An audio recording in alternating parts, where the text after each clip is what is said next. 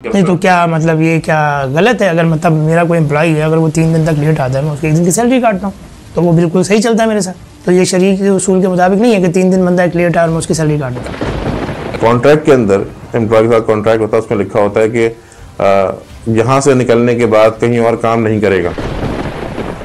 It's not lie, actually truth can be told in many different ways. आपने flat book कराया है और आप कहते हैं कि मेरे पास तो फ्लैट आया नहीं है, मैं तो आपको पैसे दे रहा हूँ, और जो बनाने वाला है, बिल्डर है, वो कहता है कि मेरी फ्लैट तो मैं इनके लिए बना रहा हूँ, तो ये ज़कात देगा कौन? मालिक कौन है इसका?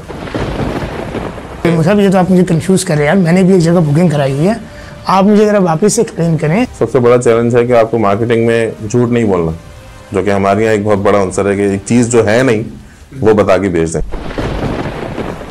तो मुफ्ती साहब, मार्केट बंद कराएंगे आप, कारोबार कैसे होगा? वो सेलमैन कहता है कि मैं झूठ बोल के ही बेचूंगा, तो आप क्या कर लेंगे?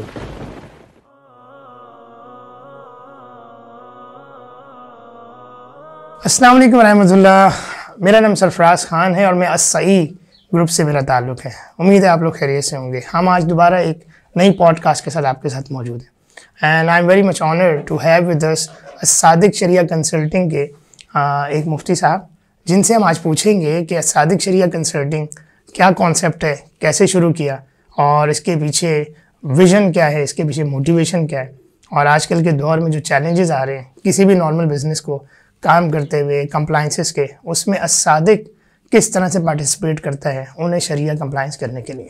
मुफ्ती साहब अस्सलाम वालेकुम। वालेकुम सलाम वरहमतुल्लाहि वबरकातुहू।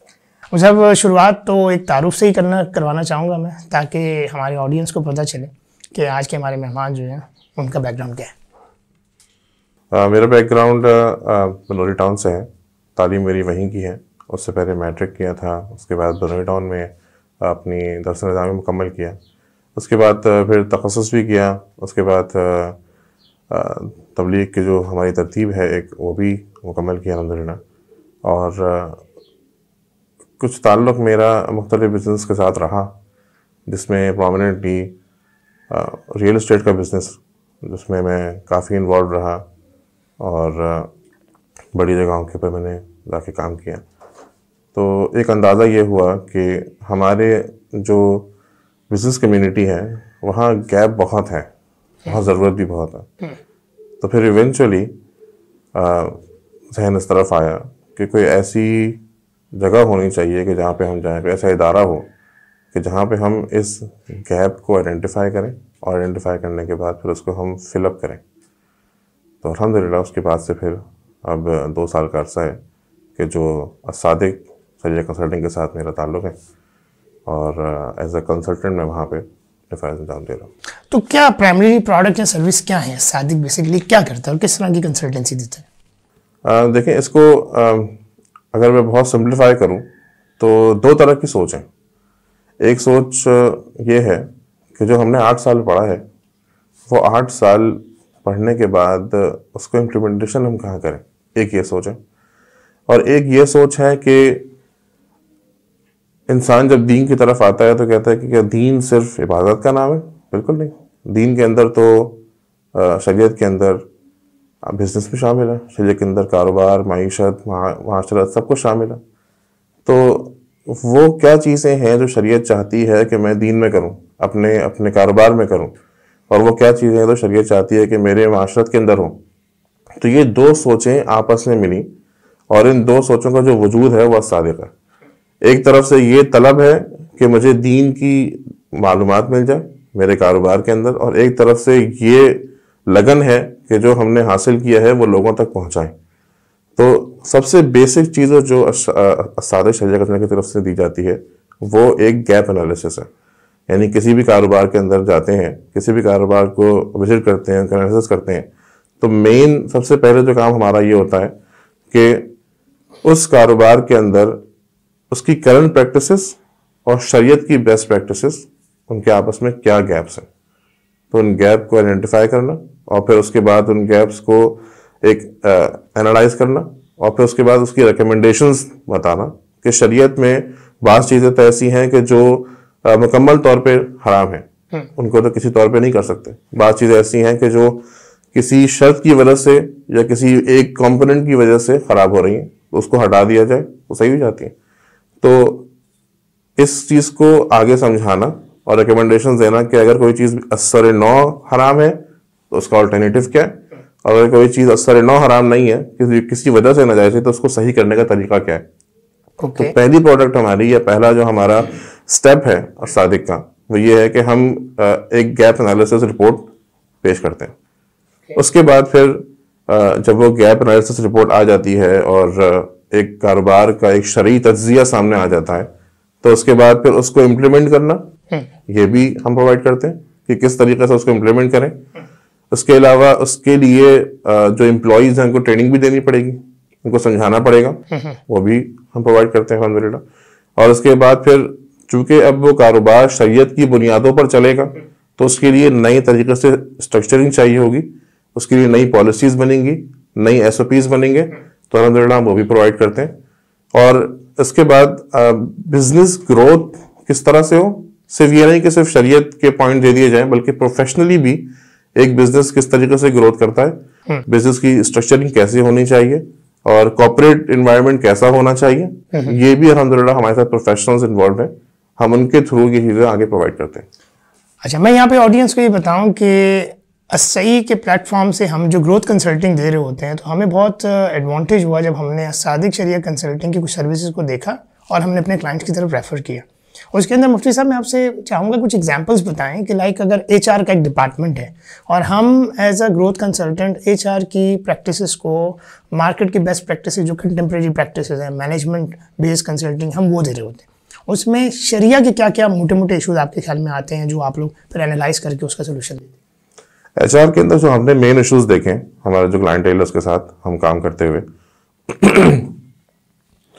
उसमें हमें जो चीज़ें बहुत प्रोमिनेंटली नजर आई, उसमें एक तो पैसे काटने का जो हमारे यहाँ एक रिवाज है, किस चीज से पैसे काटने, 3 दिन अगर लेट आएंगे तो 1 दिन की सैलरी कटेगी। बिल्कुल ऐसे ही। तो वो जितने भी फाइनेंशियल पेनल्टीज लगती हैं वो शरीयत कहाँ उसको अलाउ करता है, कहाँ नहीं करता। तो क्या मतलब ये क्या गलत है? अगर मतलब मेरा कोई एम्प्लॉय है, अगर वो 3 दिन तक लेट आता है, मैं उसके 1 दिन की सैलरी काटता हूँ, तो वो बिल्कुल सही चलता है मेरे साथ। ये कर सकते हैं अगर ये शरीयत के उसूलों के मुताबिक हो। तो ये शरीयत के उसूल के मुताबिक नहीं है कि 3 दिन बंदा एक लेट आया और मैं उसकी सैलरी काट दूं। ऐसा नहीं कर सकते वाकई। इसमें आपको पहले अपना पैरामीटर तय करना पड़ेगा कि आप पैसे दे किस बुनियाद पे रहे। अगर वो चीज आपको अचीव नहीं होती, उसके तौर पर आपने एक आदमी रखा है कि जिसको आपने कहा है, उसकी KPI भी सेट की कि उसने अपना काम करके देना है, तो उसका काम ज्यादा इंपॉर्टेंट है बजाय उसके आवर्स उसके ज्यादा इंपॉर्टेंट है। तो शरीयत में आप पहले ये तय करेंगे कि वो अजीर खास है या अजीर मुश्तरक है, इसको हम शरीयत की टर्मिनोलॉजी में कहते हैं कि ये सिर्फ आपके लिए काम कर रहा है या दीगर लोगों के लिए भी काम कर रहा है। okay.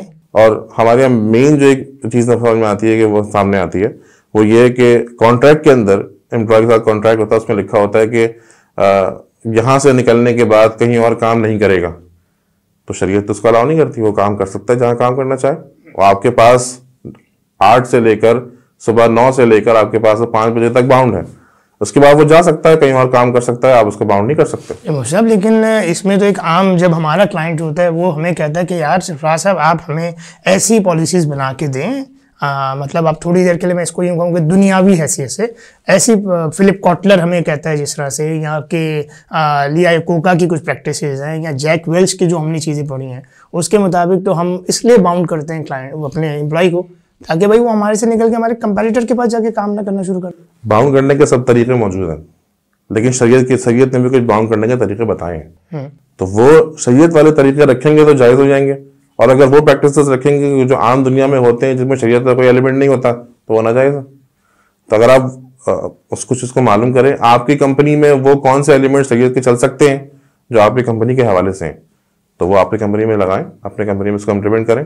तो ये आप लोग बताते हैं। ये तो हमने एक HR की बात की। अच्छा, हाउ अबाउट रियल एस्टेट? अब जैसे अब रियल एस्टेट में हम जो वर्किंग करके रहते हैं वो तो हम डॉक्यूमेंटेशन ऐसी होनी चाहिए भाई, गवर्नमेंट के रूल को कंप्लाई करें, जो गवर्नमेंट चाहती है उसके मुताबिक सारी डॉक्यूमेंटेशन करें, तो उसमें भी शरिया के मसाइल आते हैं। रियल एस्टेट में बहुत ज्यादा शरिया के मसाइल हैं। मिसाल के तौर पर एक बहुत बड़ा मसला ज़कात का है कि रियल एस्टेट में ज़कात देगा कौन? आपने फ्लैट बुक कराया है और आप कहते हैं कि मेरे पास तो फ्लैट आया नहीं है, मैं तो आपको पैसे दे रहा हूँ, और जो बनाने वाला है, बिल्डर है, वो कहता है कि मेरी फ्लैट तो मैं इनके लिए बना रहा हूं, तो ये ज़कात देगा कौन? मालिक कौन है इसका? और इसी तरीके से मतलब ये तो आप मुझे कंफ्यूज कर रहे हैं यार। मैंने भी एक जगह बुकिंग कराई हुई है, आप मुझे जरा वापस से एक्सप्लेन करें। मैंने एक जगह के ऊपर से अबाउट ब्लॉक ए में एक फ्लैट है, मैंने वो बुक करा है और वो फ्लैट मुझे मिला है 4थे फ्लोर पे और बिल्डिंग अभी सिर्फ 2 फ्लोर तक बनी हुई है। ये मैं आपको टास्क देता हूँ, आप उससे जाके पूछें कि क्या मैं अभी मेरा फ्लोर 4थे फ्लोर पे मेरा फ्लोर बन जाएगा, क्या मैं मूव इन कर सकता हूँ? ये आप उससे पूछेगा, क्या वो आपको अलाउ करेगा मूव इन करना? नहीं करेगा। किस बुनियाद पे नहीं करेगा? क्योंकि बना ही नहीं है अभी। बना नहीं है तो उसका मतलब आप मालिक नहीं है, वो मालिक है। फिलहाल तो वही। अगर आप उससे जाके पूछेंगे तो कहेगा आप मालिक है। हाँ, क्योंकि कोई मसला होगा तो पैसे तो मेरे फंसेंगे। बिल्कुल। तो शरई तौर पे फिर ये चीज में मतलब तो शरई तौर पे इसकी पूरी एक स्ट्रक्चरिंग होती है कि जो बनाने वाला है वो समझे कि मैं किस हैसियत में बना रहा हूँ। आया मैं पैसे ले रहा हूँ तो मैं एज ए यानी अपनी सर्विस प्रोवाइड कर रहा हूँ बनाने में, ये जगह अभी तक मेरी है और ये मुझे पैसे देना है इन फ्यूचर खरीदने के लिए। अच्छा, एक मिनट, मुझे लगता है कि थोड़ा सा मैं और ज़्यादा रिफाइन करता हूँ। अच्छा, अभी मैंने आपसे एचआर का या मैनेजर, चलिए हाँ अबाउट मार्केटिंग, हम मार्केटिंग पढ़ाते हैं। अब हमारे एक बड़े अच्छे साथी हैं, दोस्त हैं, उनको कंसल्टिंग दे रहे हैं, he is very happy with us. उनका टेक्सटाइल का काम है, बेसिकली फैशन वेयर में काम करते हैं और हमने उनको डिजिटल मार्केटिंग कंसल्टेंसी दी है। हमने जो है ना उनको अटैच किया कंपनी के साथ, जो कि उनकी सोशल मीडिया हैंडलिंग कर रही है और उनके तस्वीरें होती हैं और लेडीज़ वेयर होते हैं, उसमें मॉडल्स की तस्वीरें होती हैं। तो अब वो उसके लिए क्या करें, मार्केटिंग में भी कुछ चैलेंजेस आते हैं। फिर मार्केटिंग में बिल्कुल चैलेंजेस है। सबसे बड़ा चैलेंज है कि आपको मार्केटिंग में झूठ नहीं बोलना, जो कि हमारे यहाँ एक बहुत बड़ा आंसर है कि एक चीज जो है नहीं वो बता के बेच दें, या वो उसको आप एडवर्टाइज कर दें कि जो चीज है नहीं असल में एक्चुअली, जो कि हमारे यहाँ उसको अच्छा समझा जाता है और समझा जाता है कि नहीं यही असल बेस्ट प्रैक्टिस है कि वो बेच दो जो चीज है नहीं। और नहीं, वो मैंने किताब में बड़ा अच्छा पढ़ा था कि it's not lie, actually truth can be told in many different ways. हाँ, अगर उसकी वजह से दूसरे वाले को नुकसान हो रहा हो तो फिर शरीयत उसको अलाउ नहीं करती। अच्छा। अगर आपके सच को दूसरे तरीके से बताने से या सच को मुकम्मल ना बताने से, हमारे ये भी कहा जाता है कि ठीक है मैंने सच तो बताया लेकिन पूरा नहीं बताया, झूठ तो नहीं बोला मैंने, तो लेकिन वो सच पूरा ना बताने से कि ऐसी एम्बिग्यूटी तो नहीं आ रही चीज के अंदर कि वो बाद में जाके खुलेगी और बाद में खुलने के बाद जिसने खरीदा वो नुकसान उठाएगा। तो मुफ्ती साहब मार्केट बंद कराएंगे आप, कारोबार कैसे होगा?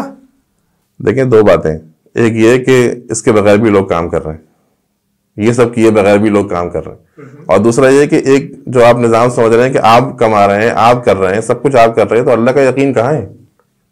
आप अल्लाह पे कहाँ यकीन कर रहे हैं? आपका तवक्कुल अल्लाह पे कहाँ है? आप सोच रहे हैं कि मैं झूठ बोलूंगा तभी मेरा कारोबार चलेगा, आप समझ रहे हैं कि मैं जो है वो गबन करूंगा, मैं धोखाधड़ी करूंगा तभी मेरा कारोबार चलेगा, इससे तो कारोबार नीचे जाता है। लेकिन हम तो इसको कह रहे होते हैं कि मार्केट कंपेटिटिव प्रैक्टिसेस कर रहे हैं, जो मार्केट में हो रहे हैं हम उससे बेहतर कर रहे हैं, और जो मार्केट में हो रहा है हम उससे और ज्यादा आगे बढ़ के काम करें। भाई जो मार्केट में हो रहा है उससे बेहतर करें, लेकिन अपनी जो आपका जो कस्टमर है उसको झूठ ना पहुंचे, जो आपका कस्टमर है वो डिसीव ना हो। बाकी आप अगर इसमें अपनी चीजों की बढ़ा चढ़ाकर बताते हैं तो बताइए, और अगर आप इसमें समझते हैं कि मेरी जो चीज है वो दूसरों से बेहतर है तो बिल्कुल बताइए। तो यानी आप लोग जो है सादिक के प्लेटफॉर्म से इस तरह से शरिया का गैप एनालिसिस कर रहे होते हैं। बिल्कुल। और अगर एक चीज में इशू निकल आता है कि अच्छा यार ये बेहतर हो सकती है, तो फिर क्या करते हैं आप लोग अगला स्टेप? उसमें हम रिकमेंडेशन देते हैं, नंबर 1। नंबर 2 फिर ये कि अगर वो हमसे हमारी सर्विसेज लेते हैं कि हम उनको इम्प्लीमेंटेशन भी करके दें, तो फिर हम उनकी कंपनी में जाके उसको किस तरीके से इम्प्लीमेंट करना है, कि आया उसके लिए पॉलिसीज बनेंगी, उसके लिए SOPs बनेंगी, उसके लिए किसी और को हायर किया जाएगा, उसके लिए किसी जो है वो हेड ऑफ डिपार्टमेंट को हायर करना पड़ेगा इस काम को देखने के लिए, तो सब करवाया जाता है। उनको तरगीब दी जाती है, उनको समझाया जाता है कि ये करना पड़ेगा। At the end of the day decision उनके पास है, लेकिन हमारी रिकमेंडेशन होती है, हमारी कंसल्टिंग होती है, मशवरा होता है हमारा कि इस तरीके से कर लेंगे तो बेहतर हो जाएगा। तो शरिया कंप्लायंस होने का मतलब हम क्या कहें? जब एक शख्स कहता है कि यार मैं अपने कारोबार को शरिया कंप्लायंट करना चाहता हूँ, और वो क्यों करेगा? सारी बात है इसलिए करेगा ना ताकि वो गालिबन दुनिया में भी अच्छा हो जाए, आखिरत में भी अच्छा हो जाए। तो इसके लिए पहला रूल फिर क्या है? शरिया कंप्लायंट होने के लिए पहला रूल क्या कहते हैं फिर आप? देखिए, शरिया कंप्लायंट के लिए सबसे पहली चीज है आपकी विलिंगनेस। अच्छा। जो कि बहुत जरूरी है। अगर आप बहुत दफा लोग मोटिवेट होते हैं और कहते हैं कि हमें अपने कारोबार को शरिया के मुताबिक करना है, लेकिन जब करने की बारी आती है तो विलिंगनेस खत्म हो जाती है, और फिर वो उनको शरिया कंप्लायंस जो कर रहे होते हैं वही बुरा लगने शुरू हो जाते हैं। क्योंकि वो कहते हैं ये नहीं करो, वो कहते हैं ये नहीं करो। अच्छा। जबकि उनको अपना फायदा दिख रहा होता है उसके अंदर। हम बता रहे होते हैं कि हम आपको वो फायदा बता रहे हैं जो आपके 60 साल से जिंदगी खत्म होने के बाद भी मिलेगा, और वो कह रहे होते हैं कि नहीं हमें वही फायदा करना है जो हमें 60 साल की जिंदगी के अंदर मिलेगा। तो हमारा जो एम होता है, वो गोल है, वो ये है कि हम किस तरीके से इस कारोबार को दीन बनाएं। जिस तरीके से तुम्हारे से पूछा गया कि तुम्हारा दिन कितना है, तो कहा कि 24 घंटे की जिंदगी है। तो इसलिए कि हर चीज दिन के मुताबिक कर रहे हैं। जब हर चीज दिन के मुताबिक करेंगे तो वो इबादत बन जाएगी। तो इसका इबादत मतलब कोई है महसूस चीज नहीं है कि आपने कमरे में बैठ के अल्लाह अल्लाह करना, यही इबादत है। इबादत तो हर चीज में शामिल है। नहीं, तो इसका मतलब है जो इस वक्त मीडिया चैनल चल रहे हैं, जो इस वक्त लोग एंटरप्रेन्योर जो मीडिया के पॉडकास्ट बना रहे हैं, सर्विसेज दे रहे हैं, और उसके बाद वो जैसे सेटअप ये बना के दे रहे हैं, तो क्या इसमें भी शरिया के रूल्स लगते हैं? बिल्कुल लगते हैं। इसमें भी लगाएंगे? इसमें आपने म्यूजिक नहीं चलाना क्योंकि म्यूजिक हराम है। इसमें आपने गैर महरम की तस्वीर नहीं चलानी क्योंकि वो हराम है। तो इन चीजों से बचते हुए अगर आप काम कर रहे हैं, और खास तौर से इसमें नियत का भी बड़ा अमल दखल है कि आपकी नियत क्या है काम करने की। आप काम किस लिए कर रहे हैं? अपनी वाहवाह के लिए, नमूद नुमाइश के लिए कर रहे हैं कि मैं बड़ा बन जाऊं? तो शरीयत उसको पसंद नहीं करती। शरीयत तो तकब्बर को और हुब्बे जहाँ को पसंद नहीं करती। तो फिर क्या करें? फिर काम का एक मकसद पहले तय करें। मीडिया हाउस बनाया क्यों है आपने? मीडिया हाउस बनाने के बाद फिर आप उसमें अपनी हर फील्ड की अपनी अपनी एक स्पेसिफिकेशंस होती हैं। आप पूछें कि उसके अंदर मेरे लिए क्या क्या करना जायज है, क्या क्या करना जायज नहीं है, नंबर 1। नंबर 2, आप जो प्रैक्टिसेस कर रहे हैं ऑलरेडी, करंट प्रैक्टिसेस जो आपकी हैं, वो बताएं कि क्या है, ताकि उनको भी एनालाइज किया जा सके। अच्छा, ओके। मैं यहाँ पे ऑडियंस को एक चीज़ बताऊँ कि in this course of working with Sadiq Sharia consulting हमारी मुलाकात डिफरेंट क्लाइंट्स से हुई, और उसके अंदर हमने कुछ डेफिनेशंस एक्सप्लोर की। हमारे कुछ स्कॉलर्स बड़े हैं जिनके बाद हम जब गए कुछ रिव्यूज़ लेके, तो हमें बड़ी अच्छी पता चली। जैसे मुफ्ती साहब, मुझे एक बड़ी अच्छी डेफिनेशन पता चली अबाउट द सेठ। हम कहते हैं सेठिया कंपनी, सेठ। तो सेठ कौन होता है? तो जब मैंने उनसे पूछा कि भाई सेठ कौन होता है, तो उन्होंने बहुत प्यारा जवाब दिया कि सेठ, किसी भी कारोबार का ओनर, सेठ वो होता है जो तनख्वाह देने पे तो आमादा हो जाए लेकिन इख्तियारात देने पे आमादा ना हो। यानी सेठ जो है बेसिकली, बड़ी प्यारी तारीफ उन्होंने बताई कि अच्छा। फिर मैंने एनालाइज किया और उसको फॉर्मूले को देखते हुए जब हम क्लाइंट के पास अपने जाते हैं और जब हम उनको कहते हैं कि जनाब हम आपकी मार्केटिंग को इस लेवल पे इंशाल्लाह ले आएंगे, हम आपकी डिजिटल मार्केटिंग को सेट कर देंगे, हम आपकी ट्रेनिंग एंड डेवलपमेंट के मिजाज को आपको बना देंगे, तो उसके अंदर ये चीज़ आती है हमारे सामने कि वो जो सामने सेठ साहब होते हैं वो कहते हैं यार ये हमारे GM हैं और इन GM से बात करने, और GM जो है ना 2.5 लाख रुपए के ऊपर है, ज़बरदस्त। लेकिन हम कहते हैं सेठ साहब इनसे काम करा लें, कहते हैं नहीं पहले मुझे बताना फिर उसके बात करना। तो फिर हमें अंदाज़ा होता है कि वाकई ऐसा है। तो जब शरिया की बात करेंगे तो सेठ तैयार हो जाता है शरिया के मुताबिक काम करने के लिए? नहीं होते आमतौर से। अच्छा। आमतौर से नहीं होता है यार, हमारा तो इस्लामी मुल्क है। अल्लाह से अनटिल के वो बहुत ज्यादा समझदार हो इस मामले में और चीजों को समझते हो कि अब उन्होंने स्टेप डाउन करना पड़ेगा। नंबर 1, सक्सेशन देनी पड़ेगी। नंबर 2 कि वो उनको ये बात समझ में आ जाए कि जो वो काम अब हमसे करवाने जा रहे हैं उसके लिए बहुत जरूरी है कि दीगर लोगों को ऑनबोर्ड करें। क्योंकि देखें, आप एक तसव्वुर लेके चले कंपनी में कि मुझे कंपनी को इस नैश पे खड़ा करना है, लेकिन अपने आप में टीम को अपने आप में रेडी नहीं किया, उसको अलाइन नहीं किया, तो आप नहीं कर सकते। तो वो इस नहज की समझ रखता हो कि वो समझे कि मैं जब तक ये काम नहीं कर सकता जब तक कि मेरी टीम अलाइन ना हो, और टीम अलाइन करने के लिए आपको उसके इख्तियारात भी देने पड़ेंगे। मुफ्ती साहब, कितना मुश्किल है एक कारोबार को शरिया के मुताबिक करना? अगर हकीकी माने में पूछे तो बहुत ज्यादा मुश्किल नहीं है। उसकी वजह मैं आपको ये बताऊं, इतना गंभीर तरीके से आपसे सवाल पूछा यार, मैं तो समझ रहा था बहुत मुश्किल होगा। मैं उसकी वजह आपको बताता हूँ कि देखें, हम आपको अगर कोई आपसे ये कहे, एक आदमी मुसलमान हो और उससे कहें कि भाई अब तुमने दीन पे चलना है, तो हम पहले दिन से उसको ये नहीं कहेंगे कि तुम तहज्जुद पढ़ना शुरू कर दो। हम पहले दिन उसको कहेंगे कि ठीक है, तुम्हें सूरत भी नहीं आती, सूरत भी याद नहीं, अभी मुसलमान हुए, सूरत भी नहीं आती, तो तुम ये करो कि सिर्फ सुभान अल्लाह कह के नमाज पढ़ लो जिस तरह ये उठक बैठक कर रहे हैं। अच्छा। तो पहले दिन तो उसको ये कहा जाएगा। ओके। फिर अगले दिन से उसकी मेहनत की जाएगी कि अच्छा इसको सूरह फातिहा याद हो जाए, उसको नमाज याद हो जाए, इसको वजू का तरीका आ जाएगी, आहिस्ता आहिस्ता इम्प्लीमेंट होगा। तो आप कोई भी दीन का काम करने जाते हैं तो शरीयत कभी ये नहीं कहती। देखिए, इस्लाम ने शराब को हराम किया, पहले दिन से हराम नहीं किया। पहले बताया गया कि ये बुरी चीज है, इसमें फायदे भी है लेकिन बुरी भी है। फिर बताया गया कि ये जो है ना, वो अगर ये पिया हुआ है तो फिर नमाज पढ़ने नहीं आओ मस्जिद में। फिर बताया गया कि ये शैतान का अमल है। फिर बताया गया कि नहीं, अब ये हराम है, दर्जा बदर्जा।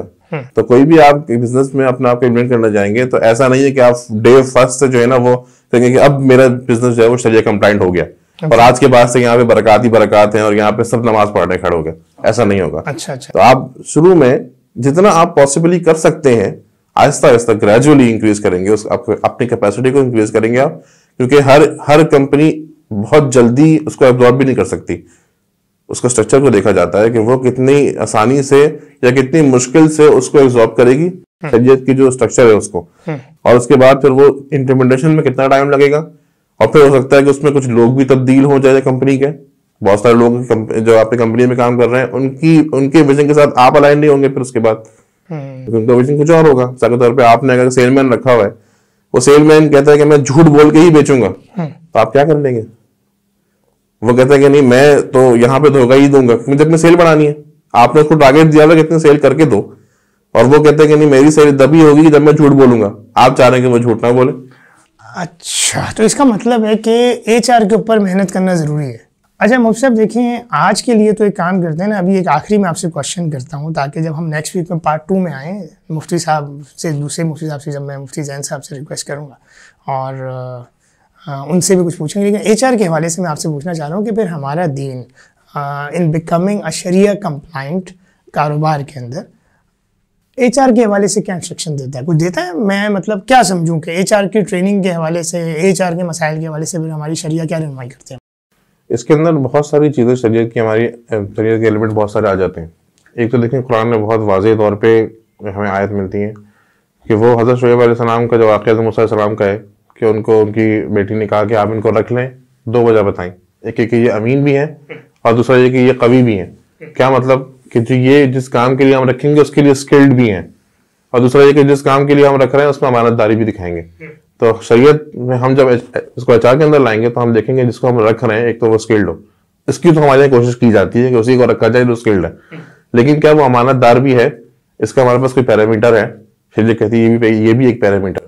अच्छा, मतलब आप सही कह रहे हैं। हम लोग तो जब जाते हैं लोग हमें भी कहते हैं कि हम उनको कुछ एचआर की सर्विसेज देते हैं, यार ऐसा बंदा लेके आओ उस्ताद, सर्दियों में एसी बेच के आ जाए, गर्मियों में हीटर बेच के आ जाए, हमें तो ऐसा बंदा चाहिए। लेकिन क्या वो अमानतदार भी होगा? हमारे पास ऐसा कोई एक पैरामीटर है हमारे कारोबारों में इसका? शरीयत तो कहती है ये बहुत बड़ा पैरामीटर है।